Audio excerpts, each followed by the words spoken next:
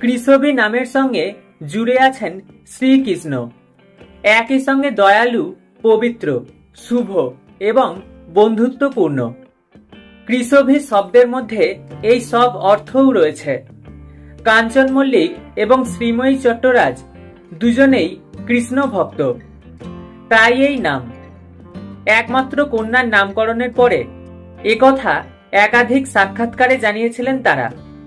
শনিবার জন্মাষ্টমীর দিন আনন্দবাজার.com-কে শ্রীময়ী জানিয়েছেন, এদিন সন্ধ্যায় মেয়ে গোপাল সাজে সাজবে, মাথায় মুকুট, হাতে বাঁশি, পরনে হলুদ ধুতি, নীল উত্তরীয়, গা ভরা গয়না।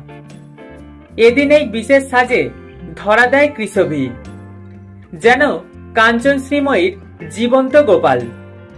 তার কথায় বড় হয়ে গেলে আর তো ছেলের সাজে সাজাতে পারবো না, তাই এবছর এরকম ইচ্ছে।